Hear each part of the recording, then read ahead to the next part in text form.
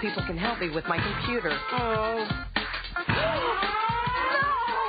A technician will be with you in 4 hours. 4 hours? You can upgrade for just $5,000. What? The Universal Serial Config board should be set to ID6. I need that in plain English.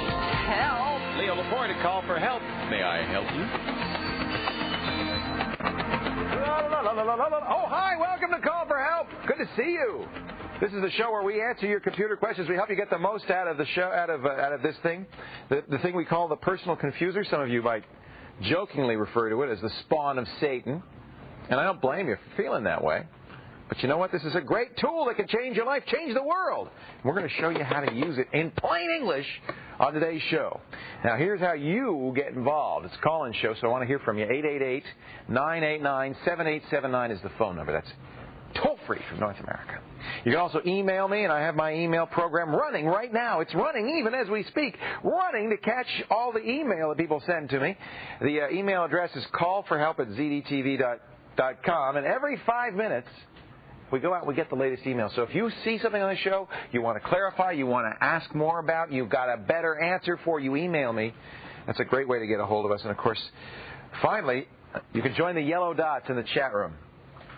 That happens sometimes with Netscape. I'll restart Netscape. But let me just show you, if you don't mind, a few yellow dots. You click on the Call for Help button here, and you'll find yourself in with a bunch of, here I'm in the Macquarium, with a bunch of wonderful people. Cindy's got an avatar. Everybody else is a yellow dot. Cindy's great. She's our moderator in there. Go to the chat room via the webpage, zdtv.com/call-for-help. Click on the Interact button. And if this happens to you in Netscape, either use Explorer or just do as I'm about to do, restart Netscape. And that should fix it. Today, wow, what a wonderful show we've got planned for you. You're going to love this show. When you hear the word MIDI, what comes to mind? Does it conjure up images of, I don't know, for me, spandex-clad 80s rockers, hips swaying as they pound on their synthesizers? I can't fight this feeling. Believe it or not, you can coax some fat refrains out of MIDI. On that note, if you want to get hip to my groove, you stay tuned as I play MIDI Mixmaster with my main Mac man, Chris the Ratmaster Brain, laying down some funky, fresh tunes for you. And continuing our musical theme, don't you hate it when you visit a page? Has this ever happened to you? And suddenly, booming out of your speakers comes something like this. Wow!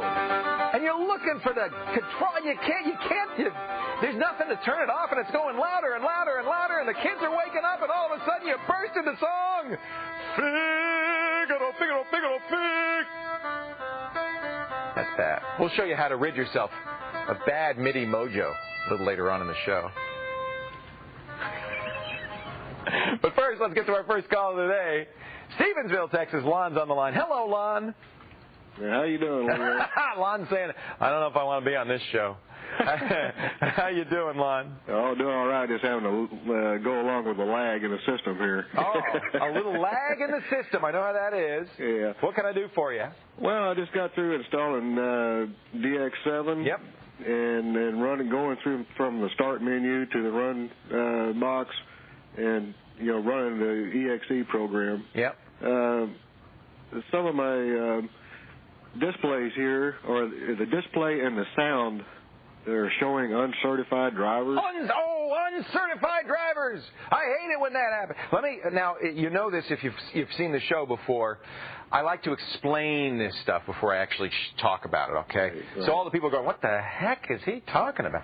DirectX is DX. Use DX. That's actually a very common abbreviation. DirectX is the Microsoft set of tools for game designers so that you can play games at a reasonable speed, get some good performance in Windows.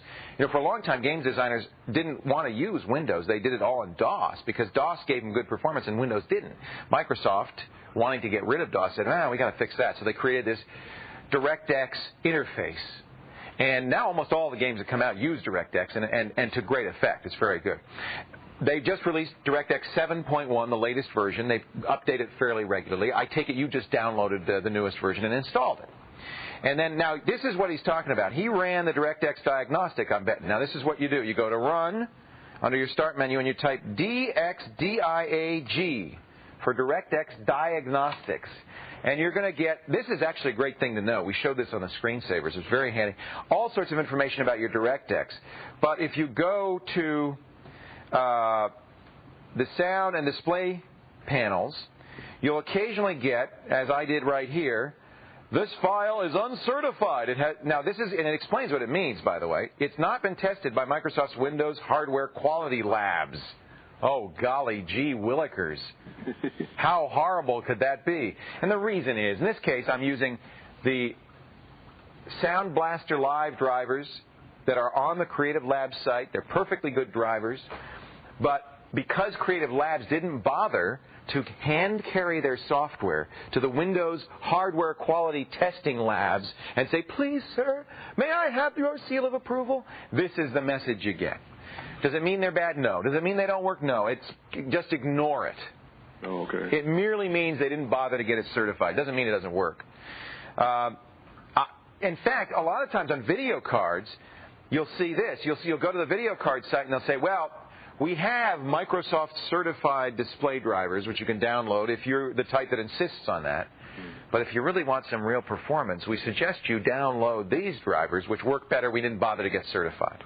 Okay. I'm guessing Microsoft's certification is fairly onerous, and some people, it either costs money, may well cost money, or just be too much trouble. And companies don't do it. Don't worry. If your system's working all right, this DirectX diagnostic tool is a great thing to have, but don't panic if it says not certified drivers. That doesn't mean anything. It's completely, as you can see, it's happening that way to me. Thank you, Lon. I'm glad you called, though. You know, I think that's a great example. Anytime you read something on the screen that's worrying you, don't be worried. Don't suffer. Just call me, and we'll talk about it, and maybe we can put your mind to rest.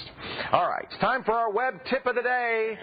Get ready. We're going to show you how to listen in stereo. We're in the middle of Music Week this week, and we say that life is too short for bad computer speakers, especially if nowadays you're listening to the Internet for radio, music. I mean, the computer's become your stereo, hasn't it? Well, why not hook up your stereo speakers to your computer and get some really good sound? All you need, in most cases, is a cable like this, okay? How much did this cost you at Radio Shack? Robert lives at Radio Shack these days. $5. On one end is this. This is the mini jack that will go to your sound card. Now, if you have line out of the sound card, you're probably going to want to use that, okay? If you only have speakers out, go ahead and use that. Line out is at a different level, a lower level. It's intended for being fed into an amplifier, or actually a preamp to be exact. And if you're feeding into a preamp and an amplifier, then you probably want to get line out. It's okay to get speaker out, but line out will be better. These, they're RCA jacks, two of them, one for left, one for right, go into the input on your stereo receiver or your amplifier, or if you're lucky enough to have a preamp, your preamp. Most of the time preamps are now built into the amplifier. You'll have to pick what you want, you know. You're probably going to put it in the aux. You might put it in DAT or CD. You see we have all these inputs. There's not going to be one for computers, so just pick one that you want. And remember what it is. I usually use aux, so plug it into aux. And then on the front of your receiver, when you want to hear your music, you just press the aux button. Turn it down first. Turn on your computer, make some music, then slowly turn it up, and you will be amazed at how good this can sound. Nowadays, everybody's using their computers for multimedia. Might as well have the sound be as good as it can. That's our web tip of the day. Thanks to Robert Heron. That was a good tip. Good idea. Coming up next, I am the champion of multimedia on the web, but there is nothing worse than music you can't turn off.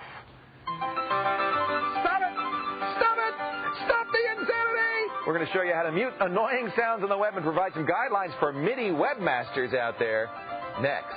I'm going crazy!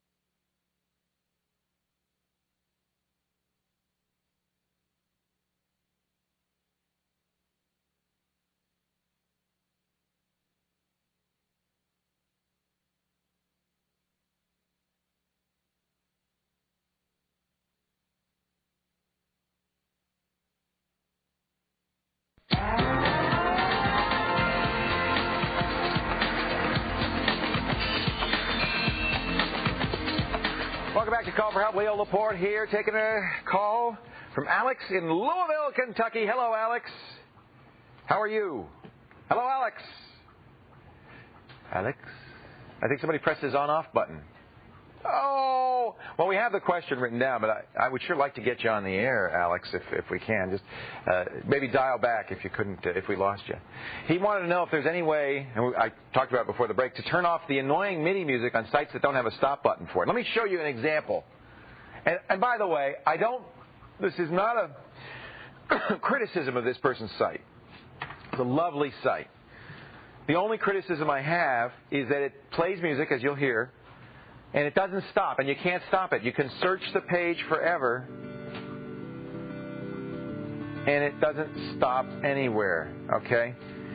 Now, they want you to vote for this as the best MIDI site on the web, and I'm sure it is, but I can't turn off the music, and that's a bad thing. Let me show you a good site, because every page that has MIDI should have an on-off control. This is Melinda's MIDI page, and Melinda's done a good thing. Now, she's using a MIDI plugin called Crescendo, but anybody who puts MIDI on a site can do this. See these controls? You can enable these controls when you put the MIDI in there, and see, now I can stop it, and that's the right way to do it. I can listen to it if I want, and I can stop it. All right, now we have Alex. Go ahead, Alex. Are you there? Yeah, hey, Leo. Oh, I'm sorry, we lost you. That's okay. So, tell me your story. When did you first discover pages that made music that wouldn't stop? Well, I was just searching around for some sites that would be of my interest, and I came up to a couple of them. It makes you crazy, doesn't it? Oh, yeah, it's just driving me insane. You know, and anybody who does that should be shot. Like, look at this page. Here's this site called Leoville, right? Mm-hmm. This site drives me crazy. You go to this page, and all of a sudden you go to this X-Files sound page. It's playing the X-Files theme. And you know this Leo guy, you think he would put a control on there, don't you? Yeah, no, there's no control. The only way out of it is to get out of the page. So I'm not casting any stones because I live in that glass house myself. I have done the same thing. And it's easy to do to fix it. Let me show you as a user, Alex, how you can turn it off. Now, this works with some sound cards, but not all, okay? So here we are on MIDI head. Turn up the music. I want to hear this bad music. Now, what I'm going to do is double-click the speaker control panel, and in many cases, you're going to have, now I said many, but not all, you're going to have a MIDI control here. You can mute it. Listen. Mm-hmm. It's gone. I haven't lost any other sound on my system. Okay? I can still hear sound effects. You know, if I click my sound effects, sound still works, but what I've done is I've muted MIDI. Mm-hmm. Now, not all sound cards do this, but if you're lucky, almost all Sound Blaster cards do that. So that's the first thing to do is just, let me show you again what I did. I double-clicked the speaker icon and I muted MIDI in the controls. If you don't see it in your control, go to Options, Properties, and make sure as you scroll down here that MIDI is checked so that it'll show up, okay? You can turn off ones that you don't want to see by unchecking them, and that simplifies your mixer. So that's the easiest way to do this without in any way inhibiting anything else. Now remember this, that you've done this, so if you want to listen to your own MIDIs or do anything with MIDI, we're going to show you some great stuff you can do with MIDI. You unmute that, but this is an effective way to do it. There's no way, you would think you could right-click on the page and there'd be a control that says stop, or there isn't. There is when people use Crescendo. I encourage people to use the Crescendo plugin, because watch, even though she's put a control here, if she hadn't and I right-click here, there is usually in Crescendo a way to stop. Oh, there isn't on this one. Maybe because she put the control in. But on most plain old MIDI pages, unless they actually in the HTML there's a command, embed, and you have to show the controls. When you embed the MIDI, one of the commands is to show the controls. I encourage everybody as a webmaster to do that, Alex. If this doesn't work, the clicking on the sound control panel and muting MIDI, there is a way to do it that's a little more draconian in Internet Explorer, and that's to actually turn off all music in Internet Explorer. If you go to the Internet options and click on Advanced and scroll down to Multimedia, you can actually turn off Play Sounds, and then you won't hear any more sounds. Hey, I still hear sounds. But it's supposed to work. Maybe I have to restart it. That's interesting. That's kind of weird. I still heard sounds, huh? Maybe that doesn't work either. Maybe these MIDIs can't be turned off. Maybe it's all a plot. They're going to drive us all crazy. Let me try this again, and I'm going to show you the HTML for webmasters in just a second. But let me see if disabling that sound effect, the feature in Yeah, maybe I'm not going to hear those now. But the problem with that is that turns off all sound of all kinds on all pages, and you may not want to do that. Oh, it didn't turn off MIDI, did it? Well, that's a heck of a solution. Let's turn our sound back on. All right, Alex, so the best thing is hope that your sound card has that capability. If it doesn't, one possible thing you can do is download the latest sound card drivers, and you might find that they've updated that capability. Mute MIDI. All right, Alex? All right. Hey, thanks for the call. Thanks. Now, folks, let me show you, if you are on a website, if you're designing a website and you want to put MIDI music, I think that's a questionable thing to do anyway, because it kind of forces somebody to listen to music. Use it sparingly. I'm going to show you the stop the MIDI on our link, on our page. There's a link here, and here it is. Inside the embed tag that you embedded the MIDI command, use the controls equal. Actually, there's more than one choice, but this is probably the best one, console. You don't have to put it in quotes. Controls equal console, and that will make the MIDI visible, the controls visible. Okay? Thank you, Alex. I'm glad you asked that. It gives me an opportunity once again to say sparing use of MIDIs. Don't do what that Leo guy did, all right? Coming up next, we're going to show you how to transfer your email account to a new computer. But first, here's your chance to take our daily quiz by going to the website, clicking on today's quiz. Get this right. We're going to put you in a drawing for full-year classes of online learning at smartplanet.com.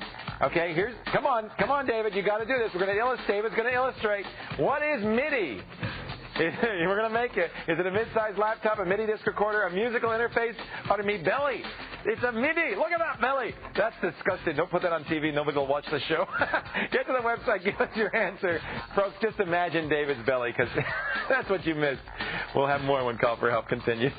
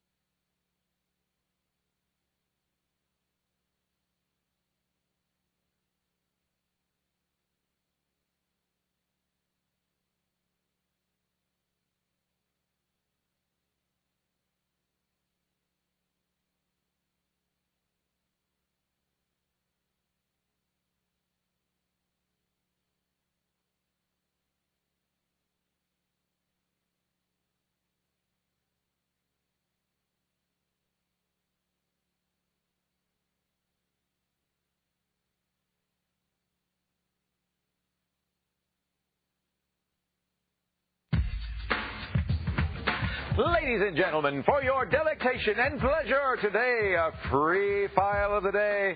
See, every day a free file of the day at the Call for Help website. Click here to get the latest stuff from the ZDNet software library, something you can download and use absolutely free. If you've ever wanted to browse a website without being online, you're going to love Web Stripper. Let me show you. Bad name, good product. What it does is it allows you to download websites and save them on your hard drive for viewing later. For instance, I just tried this out before the show. I downloaded my entire website, bad MIDIs and all, in just a matter of a few minutes. Of course, I have a pretty fast connection. You can create, just say, add a site, add any site you want. You can download it if you need the password. It has some advantages. You can do a single page, the whole site, custom, do sub-pages only. You could get all files. I ignored large files, so I wouldn't download those extra big files. You can strip it now or strip it later.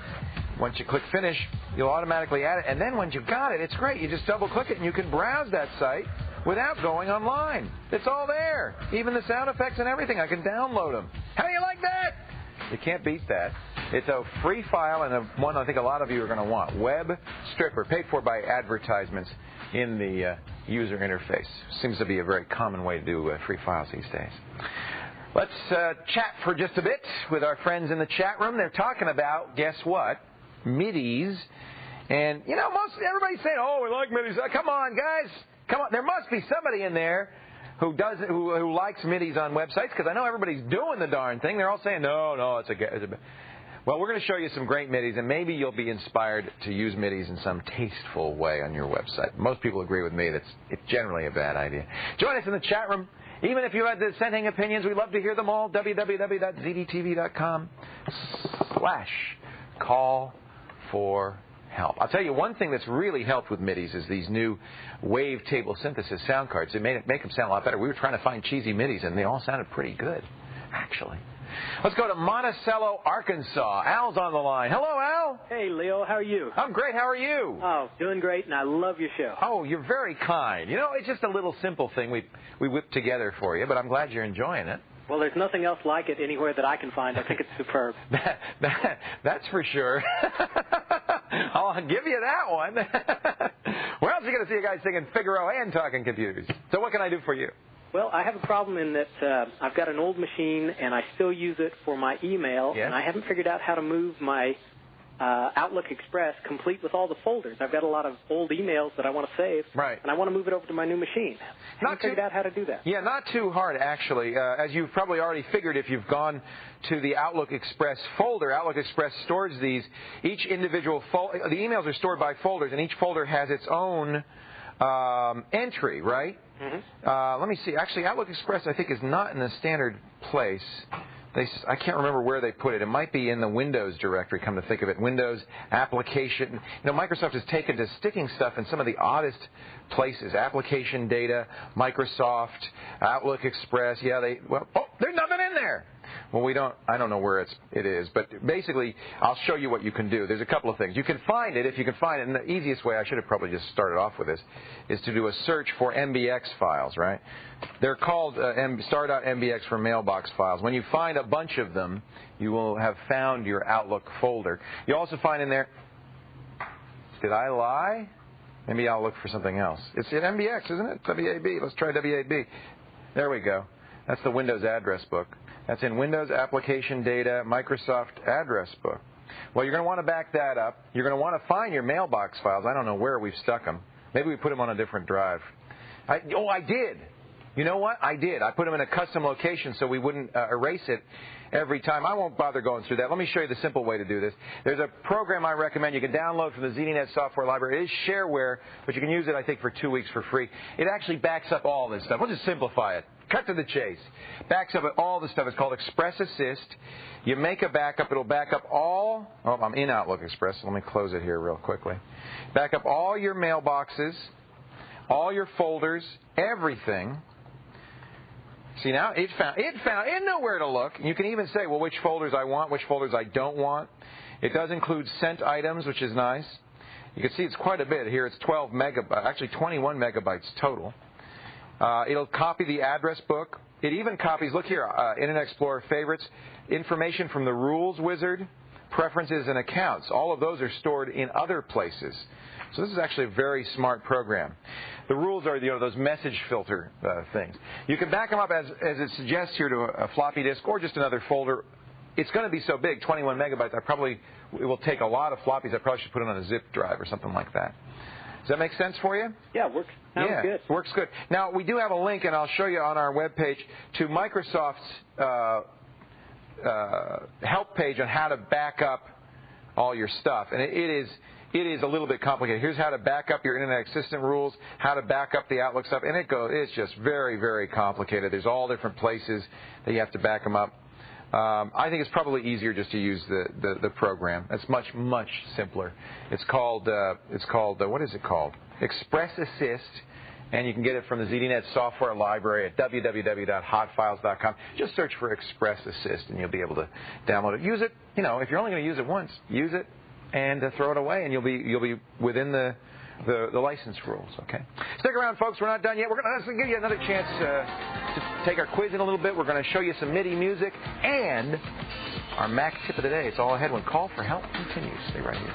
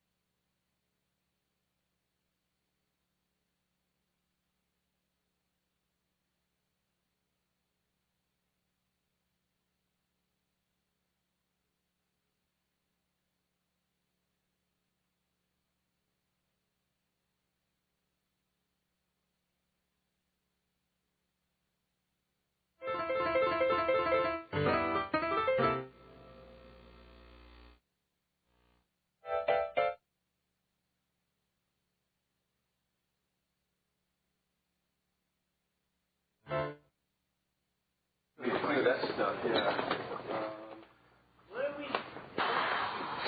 What are you confused about? We're in the D block. We're in the back tip. Stand in D block. Well, that should be my shot. Give you a plan. It's going to be a shot. The only way. Very cool hat. Why don't you cover?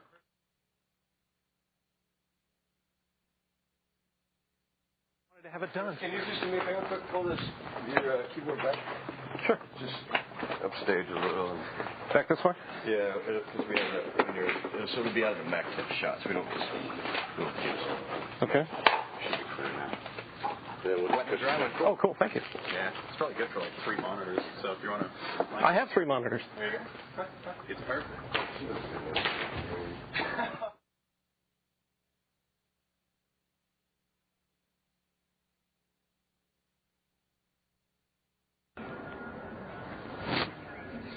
Okay.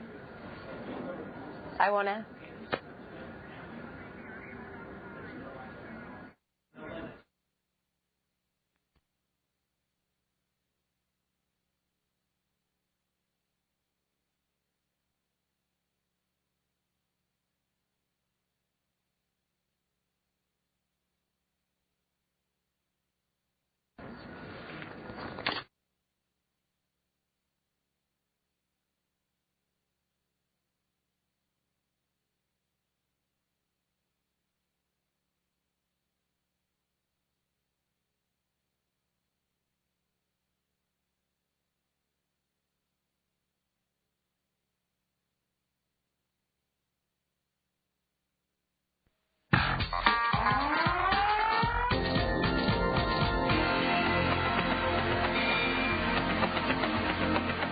Call for Help. Leo Laporte here, taking your calls, answering your questions, sometimes answering them wrong. We got a great solution for turning off MIDI. No, I didn't even think of it. We'll tell you at the end of the show. Keep you in suspense. If you've got a question, a comment, a suggestion, a correction, as many of you did, one way to send it is via Vmail, a video email, so we could see your picture and put you on the show.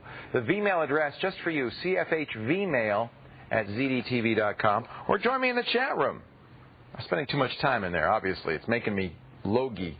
www.zdtv.com/call-for-help. Click on the Interact button to get in there. Now, this is the time of the show. We like to check in with our colleagues in the ZDTV newsroom, see what's going on in the world around us. That's why Erica Hill is here. Hi, Erica. Hey, Leo. How are you? I'm doing well. How about you? I'm great. I have a question for you. What's logy? Well, you never heard of that? Did you just make that up? I just made that. Because it's not on my word-a-day calendar. It's right after kerfuddled. Ah. And I'm both today. Okay. You know how you stop the MIDI? I'll tell you later. Okay. Tell me the news. I would love to. Okay. Today we have an example of March coming in like a lion. You know, they have the power of hydrogen bombs, and they're blasting off the sun this month. Solar flares could wreak havoc with your pager, your GPS device, even your TV service.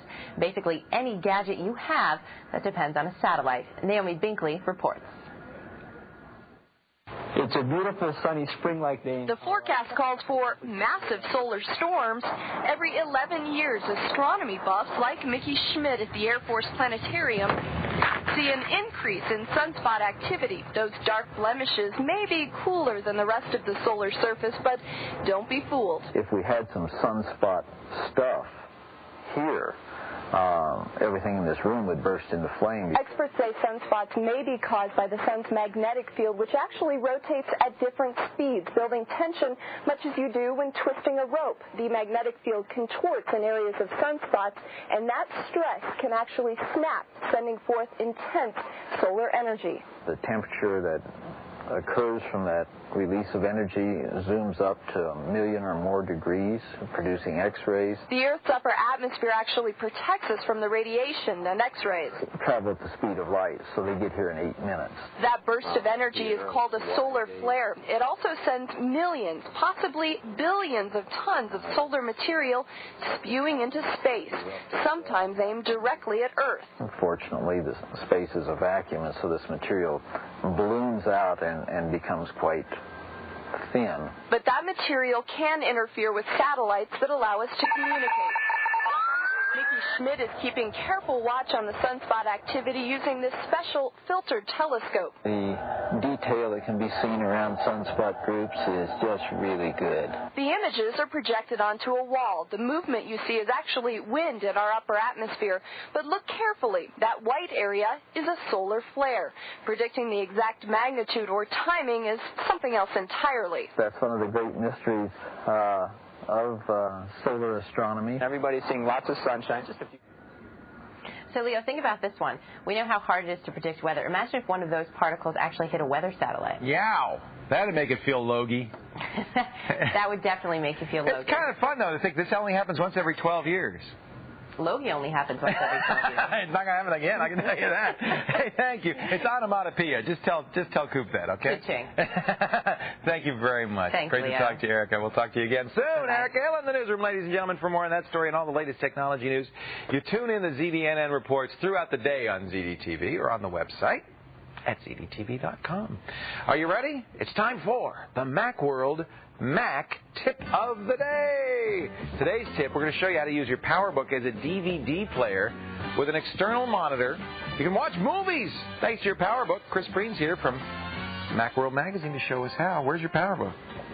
It's otherwise in use. Oh, we're going to use it in the MIDI We're using it in something All right. else. Well, So, show us what we need to know. This is a simulation. We're going to have an amazing simulation. Amazing simulation. Yes, you can with the new PowerBooks play DVD on an external monitor. That's the new PowerBooks, only the new ones they just released. Well, actually on the Wall Street as well, if you have the right module and the right card bus card, you can also do DVD from there as well. So you need a special add-on card that would give you video out. Right, but with the new PowerBooks you can do it natively. What are they called? Not Wall Street. They're called PowerBook Firewire. Firewire. Yeah. All right. And those have S-video out. S-video out. Okay. But you can also take a monitor out. Okay. But it won't work if you don't arrange it properly. All right. So show us how. What you're going to do is you'll go to your monitors and sound control panel. Okay. And you'll go up to the arrange button. All right. We're going to pretend we've just pressed that arrange button. Look at this. Here we are. How did we do that? How did we do that? Okay. You'll see that you have both monitors here. Here's your PowerBook monitor. Here's the external monitor. What you want to do is you want to move this menu bar from this monitor over to this monitor. Because it's by default, it's on the Mac monitor. And you want to configure it so that, here we are, we're moving. Moving it. Moving. You must have spent all morning doing it. I did, all morning. And we've moved it over now to the external monitor. Got it. Now it That's will so you work. have access to the stuff. Right. Plus, then that's where you want your video to show up. You don't want it on the the video monitor. shows up where the menu bar is? Right. Oh. That's where you want that to go. Okay. Now, also, you want to turn video mirroring off. Okay. So here you have the control strip up. Right. What will happen is the DVD will try to play on both monitors. It can't. We're not going to allow it to. You want it only play on the external. So It won't? What happens if you try? It won't work. It just doesn't work at all. Okay. Right. So disable video mirroring. Right, and you can do that from the control strip. Or if you want to do it from the monitor's control panel, what you do is you drag one monitor on top of the other, and that turns on video mirroring. Anything else I need to do to get ready? Nope. All right. This begs to have an AppleScript written, doesn't it? Yes, it does. You could record all that and then save it as an AppleScript, and that would be get ready for DVD. Yeah, it would be a great idea. That's a good idea. Hey, great tip. Now, next week you're going to actually do the connections, and we're going to watch the DVD. We're going to see the real thing. Right. All right, good. Chris Breen's not going away, folks. He's coming back to show us making MIDI. I didn't know this, but you're a musician. Yes. In my spare time. From way back. We're going to show you how to make some music using your computer and a keyboard. Meantime, I'm going to continue to take your calls about computer problems. More of them coming up.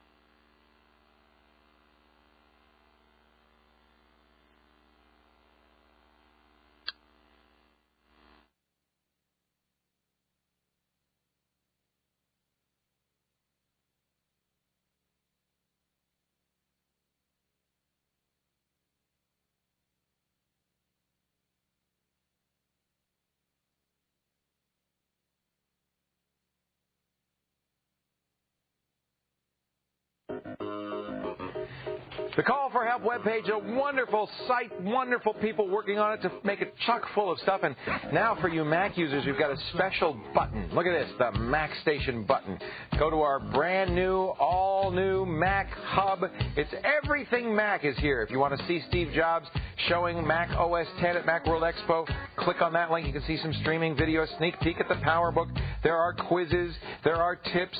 There is a lot of great stuff here. This is all courtesy of the folks at Call for Help. Just click on the Mac Station button when you go to zdtv.com/call for help. Let's go to Donaldson, Iowa, and Mike's on the line. Hello, Mike. Hi, Leo. Hi, how are you? Fine, you? I'm great. Except for that silly answer I gave on the MIDI. Well, we'll talk about that later. I found a better way to do it, thanks to about 1,000 emails. So what can I do for you, Mike? I got a question about petitioning. Yes. I was wondering, what exactly would it do if I petitioned my hard drive for the computer? I mean, put my games on one petition. Like, what's the benefit, you mean? Basically, yeah. Yeah. Well, originally let's talk about what partitioning is. You have a computer like this. We're taking a look at my computer. I have a hard drive, a C drive on there. This is the entire C drive. A partition takes that physical C drive and divides it up into multiple drives, D, E, F, G, whatever. So partitioning is merely making the computer think there's more than one drive on a single physical hard drive. There are a number of benefits, none of them to knock your socks off, Mike, to be honest with you. If you don't feel comfortable partitioning, there's no need to do it. Originally it started because until recently, Windows 95 couldn't handle a hard drive larger than 2 gigabytes. So a lot of people were first introduced to partitioning when they got got their new computer with a 4 gigabyte hard drive divided up into 2 partitions because Windows 95 could only do that. Lately, a lot of people are partitioning because they're putting multiple operating systems on. Another good reason to do it. If you want to try other operating systems like Linux, BOS, Windows 95, Windows 2000, you'd have a different partition for each one. But the reason most people do it is organization. Same reason you have folders. It's a way of dividing the hard drive up into logical partitions. You mentioned it, games, for instance. Now, there's no real advantage to having games be on a separate hard drive. There are some things you probably do gain by having on a separate hard drive. For instance, I have a data drive. Now, what that means is that it's not just my documents, it's all the data, my favorites, everything I can put on there. My email, you notice I put my email on the other drive. I couldn't find it. Well, I did that for a reason. If my C drive fails, I've got a second partition where all my data is. And when I back up, I just back up that second partition. It also means it's easy for me to reinstall Windows. I won't be blowing out my data. I'll merely be blowing out the Windows partition. That's another good reason maybe to put program files on a separate hard drive, swap file on a separate hard drive. Putting the swap file on a separate hard drive or separate partition reduces fragmentation. When you put a lot of files on a drive and you add and subtract, they start to get spread out all over the file. That's the drive. That's inefficient. So by putting a swap file, for instance, on its own separate partition, you eliminate fragmentation. Those are some of the reasons. But the truth is, Mike, those are all kind of finesses. I do it because I have so much data, such big drives. I hate to see somebody with a 20 gigabyte drive, just one drive, just full of stuff. I mean, that may actually slow down your computer just because you have so many files the computer has to keep track of. But if you have a normal size 6 to 8 gig hard drive, you don't have to partition it. Only do it for organizational reasons, I guess. If you're any larger than that, you want to do it just to keep the computer from bogging down with so many files on one drive. So I hope that makes sense to you, Mike. I thank you for calling. It's a great question, because we talk about it all the time, but we don't really talk about why. Coming up next, when I say the word MIDI, the next word that comes to mind is often uncool. Ew. But believe it or not, there are some groovy MIDIs out there if you know how to make them. MIDI's gotten a bad name. We're going to show you what real musicians do with real MIDI in just a bit. But first, here's your chance to test your tech knowledge in our daily quiz. Go to the website, click on today's quiz, get this right. You're in the drawing. 1 entire year free at smartplanet.com, and all you got to tell me is, what is MIDI? Well, if you don't know that by now, you're not paying attention. Is it a mid-sized laptop, a MIDI disc recorder, a musical interface? Or is MIDI me belly? I love me MIDI. I'm going to wear a MIDI shirt tomorrow. You'll see what a MIDI is all about. Get away from me. Get to the website. We'll talk about it in just a couple of minutes when Call for Help continues.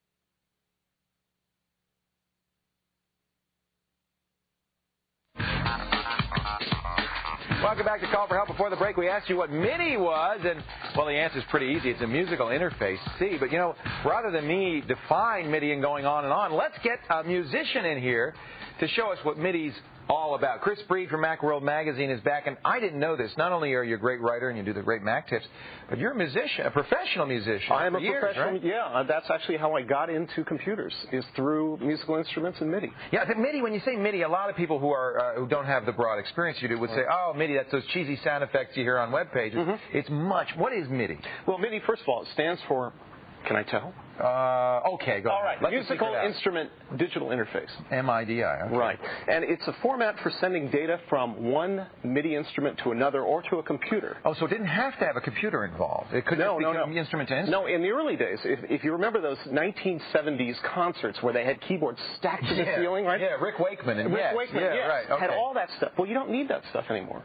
Because what you can do is you can take one MIDI keyboard, like this one here, use a MIDI cable, send it out to the back of the stage, where you have that big stack of stuff. You can control all that stuff through one keyboard. Well, it certainly made concerts much simpler to set up. Right. How does it help the user at home? Can I compose with it? Yes, you can compose with this. Actually, the way I started with my Macintosh is that I found that I could record things I was playing on my keyboard to my Macintosh and add more and more tracks, so I could create a virtual band on my computer. So this is almost like a recording studio where you're multi-tracking.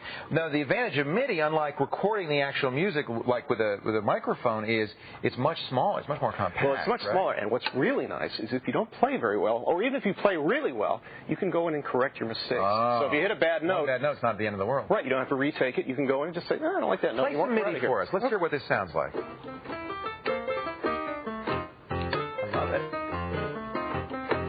Now this is the synthesizer talking, right? No. What is that? Then make them sound.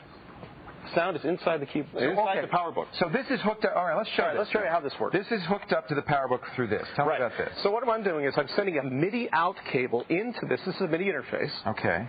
So this is the cable from the synthesizer going into the MIDI interface. Where should I show it? You want me to show it over here? Okay, show it over here.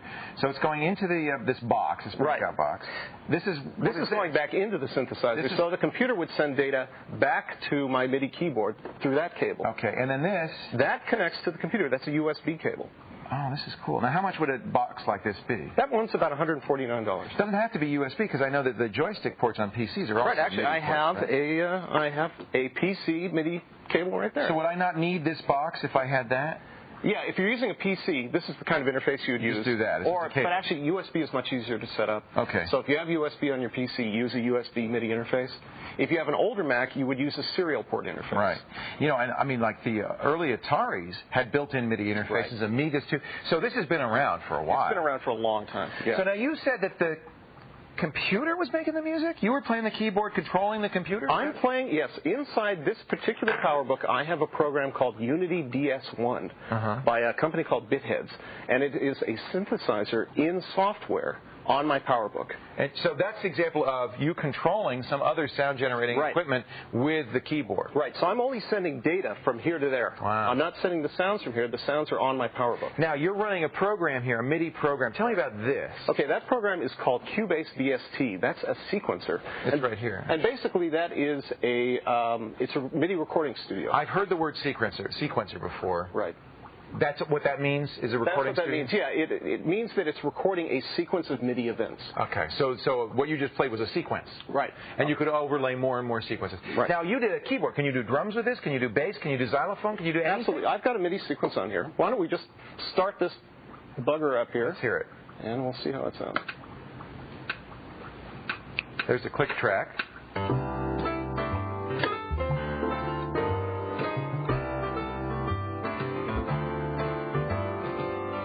Now, you're playing over the tracks that are already here. I'm playing along with the band. There's a bass, there's drums, there's a piano, and this is the second piano. Yeah, and if I want a different sound. I love it. Now, I can't play keyboards. Is there any application for me with MIDI? I mean, I wish I would kill to be able to do what you just did. There are some MIDI programs that will teach you to play the piano. So this would be one thing I could do. That's one thing you can do. And also, I created this MIDI sequence up here with a program called Band in a Box. Which is that's still around because it's a great Band in a Box program. is still around. So what I did is I entered the chords for my song in there. It created that arrangement for me. So you didn't even have to really be a musician. You just had to know what the chords were. I just had to know the chords. If I could read a book that had the chords on it, I could enter in the chords for yesterday. and I'd have it right there. Or certainly something in the public domain. No, I could enter in yesterday. Okay, what do they call those? Sneak books? Cheap books? What do they call it? Fake books. A fake book. Yes, I you want could get a fake book chart. You could write the chord symbols into band in a box, and it would play the accompaniment. And then I could do that? With one finger. You just... I love this. It's that easy. I love this. Wow. So you still use this as a professional musician? This isn't just a toy. This is something. No. You use it to compose mostly? Or? I use it for composing. You can also do notation. So if I were writing a classical score, a string quartet, I could write out a score using MIDI software. You would write by playing instead of by writing on paper with a pen, and it would then write. Can you show me what it would look like? Is there a transcription? There is a transcription module in here. I wouldn't use this to do that with. But what would you use to do that? I would use a program usually. Probably I would use Finale. That's on the Mac, and then Cakewalk is commonly used on the PC. No, there's nothing. We haven't got that one in there. But I get the idea. It would look like a score. It would be the notes that you just entered in. Yeah, I've got it. Hey, if you want to know more about this, folks, this is really neat stuff. We've just scratched the surface. Chris has written a great article for us. It's at zdtv.com. Oh, there it is. Yep. Look at that. There's your score. Oh, I love that. It looks like real music. It is real. It's at zdtv.com/call for help. Would you play us out? I sure would. All right, get something going here. And somebody has a request. We can't do requests, okay? Meanwhile, Melancholy Baby, come on. He's going to be playing for Hillary Clinton next week, so we know he's good. All right, we're going to check the mailbag for your questions and comments on today's show. Ladies and gentlemen, from the beautiful Call for Help room in downtown San Francisco, it's the musical stylings of Chris Breen and his band in a box. Take it away, Chris.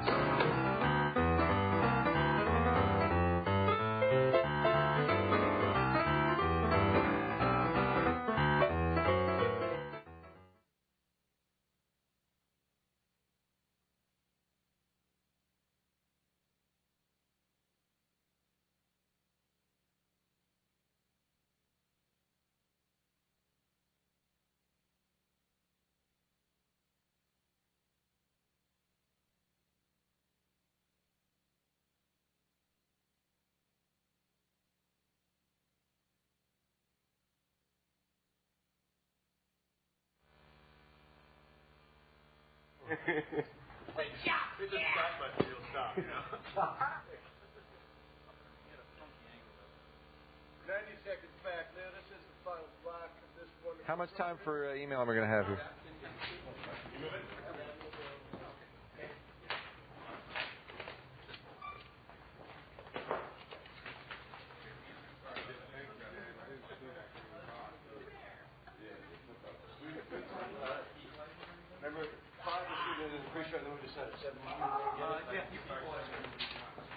Yeah, you should be listening to sound right now. 1 minute back.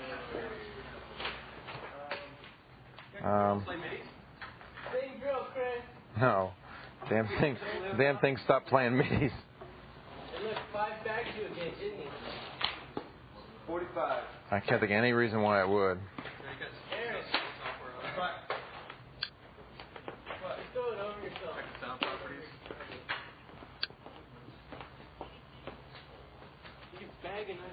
I'm not sure, actually. Yeah, I don't mind doing that. Well, they tell me that in fact, this actually the one thing it doesn't stop is MIDI. It stops.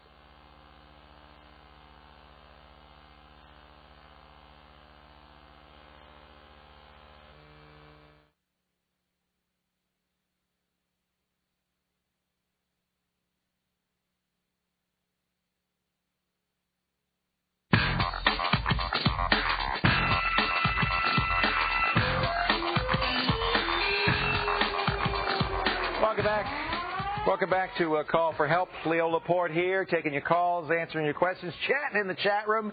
People today are talking about, music, midis, making music. It's Music Week, and I tell you, this is a great way to celebrate with some actual real music on the show from Chris Breen. Thank you, Chris. That was really fun doing that. If you want to join us in the chat room, I'd love it if you would. www.zdtv.com/call for help. You can make music in the chat room. Tickle the ivories. Tickle the keyboard. And get in there, all right? Meanwhile, let's check in with some of the email. Now, I told you that we got about 1 million messages from people like this one. Matt, I find, he's being very kind, I find that hitting the stop button on the browser after the page is loaded tends to stop the MIDI from playing in the background. You moron! Yes, it does. Why didn't I know that? I did know it. I just had forgotten. You know, often what happens, we get so focused on finding new ways we don't see the obvious. If you are listening to a page, and you're not hearing any MIDIs here because for some reason my MIDI isn't playing anymore on this machine. Maybe I wonder if I have a MIDI. No, I don't have anything going. But if you got MIDIs, there are a couple of things you can do. The fastest way, hit escape. That stops the page from loading, or hit the stop button, the red X at the top will stop the MIDIs cold. Easiest way to do it. You can do it on a page-by-page basis. If you don't like the MIDI at all, and this is what I was thinking, because, you know, what happens is these hit you broadside. You got your sound up, and all of a sudden this loud MIDI stops. Well, of course, you could quickly hit escape, but it's a few notes too late. So that was what I was trying to show you, ways to keep that from happening. But escape or the stop button is probably the best way to do it. And I thank everybody who sent me that correction. I feel like a moron. I should have known that. You're right. And by the way, Darren makes a very good point. You know, I was saying you could maybe disable the sounds checkbox in the Internet options. He said, no, it only turns off things like MP3 and WAV. Ironically, it's the one thing it doesn't turn off is MIDIs. One day, says Carol, she noticed that the title bar of my Internet Explorer said something like Leo's Internet Explorer. You mean like this, where it says Leo's Internet Explorer? Are we done? That was a MIDI. Hit the stop button. It says Leo's Internet Explorer at the top. How did I do that? A really fun program called Tweak Revisited. It's a free program you can download from the ZDNet software library. Allows you to do lots of things, including change the title bar of your Internet Explorer. It's free. It's easy to use. Now you know the secret. Thank you so much for joining me. We've had fun today, and I hope you'll come back tomorrow. We're going to talk about to upgrade or not to upgrade. Windows 2000 has been getting good reviews. They've sold 1 million copies. Is it right for your small business? A Windows expert will show us how to decide. That's it for this edition of Call for Help. I'm Leo Laporte. Thanks for joining me. Remember, if you've got a problem with the MIDIs in your personal confuser, don't whine, don't moan, don't yell. Just call for Chris. We'll see you later. Bye-bye.